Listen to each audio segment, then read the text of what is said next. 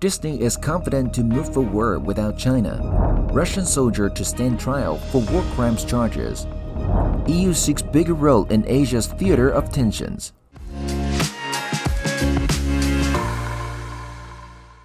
Hello, I'm Peggy. Thank you for joining us on FUNDAY News. It's May 13th, Friday, and here are your top stories.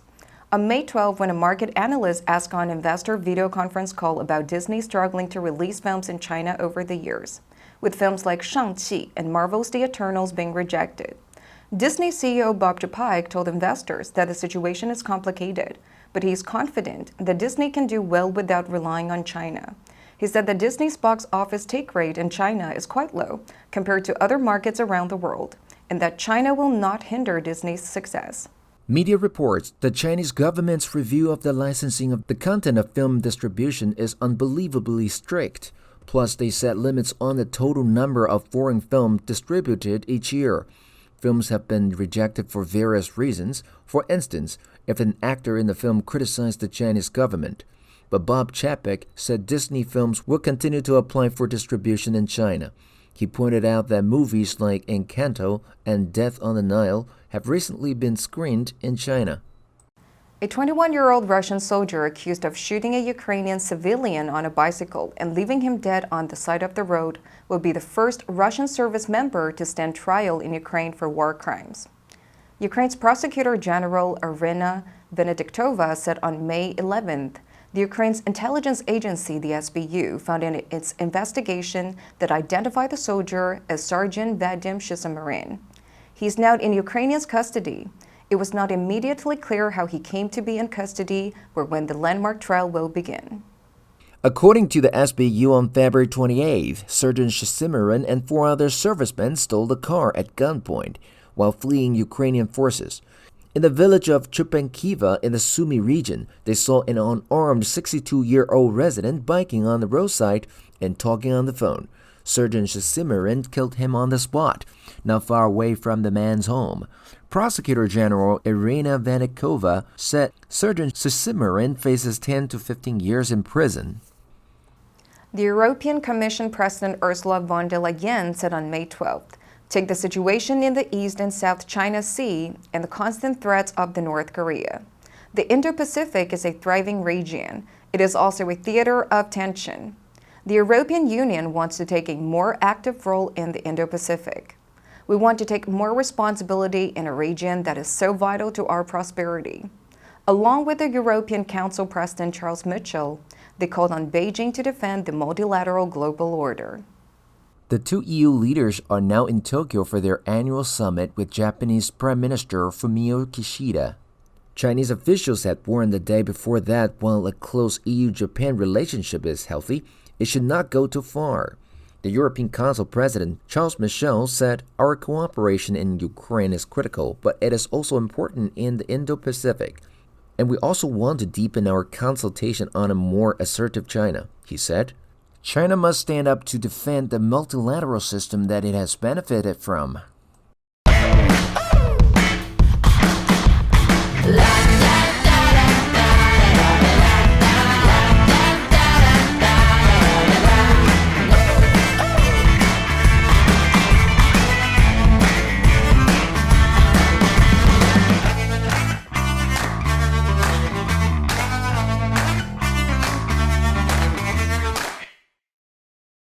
North Korea confirmed its first COVID-19 case on May 12th. Official KCNA news agency announced a most serious emergency case of the state occurred. KCNA reports samples taken on May 8th from people in Pyongyang who were experiencing fevers showed a sub-variant of the Omicron virus, also known as BA2. The country's leader Kim Jong-un ordered all cities and counties of the country to strictly lock down the regions to prevent the spread of the coronavirus.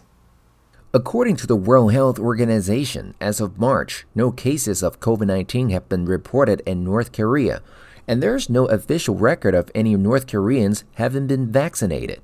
KCNA said the state epidemic prevention work will now be switched over to the Maximum Emergency Epidemic Prevention System, and emergency reserve medical supplies would be mobilized.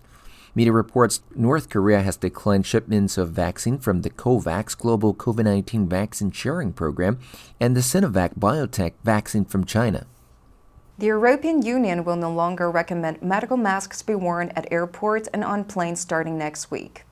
According to the latest health safety measures for air travel issued by the European Union Aviation Safety Agency and European Centre for Disease Prevention and Control on May 11th. From next week, face masks will no longer be mandatory in air travel, broadly aligned with the changing requirements of the national authorities across Europe for public transportation. The EASA said the new recommendations on the wearing of face masks are set to come into effect from May 16, 2022. However, flights to or from a destination where mask wearing is still required on public transport should continue to encourage mask wearing. Vulnerable passengers should continue to wear a face mask regardless of the rules, ideally an FFP2, N95, KN95 type mask, which offers a higher level of protection than a standard surgical mask. EASA noted that physical distancing and good hand hygiene is still one of the best methods of reducing transmission. Media reports Taiwanese citizens are now permitted to each import up to 100 COVID rapid test kits for personal use without seeking for permission until end of June. FUNDAY News reported on April 25th. The government expected COVID daily cases to reach 10,000 by the end of May. But when a spike in domestic cases started from mid-May, a shortage of rapid test kits all across the nation occurred.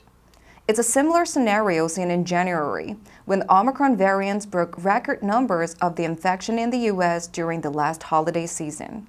The Voice of America reports all across the country, Americans are finding it hard to get tested for the coronavirus as the Omicron variant sparks record numbers of infections before and after the holiday period.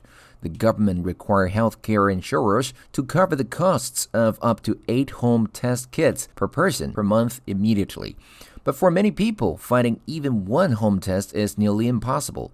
The VOA said, as frustrations mount, many wonder who is to blame for a nationwide shortage of home test kits. And that's all the time we have for today. Thank you for joining us on FUNDAY News. Let's make every day a fun day. I'm Peggy, your host. I'll see you next time.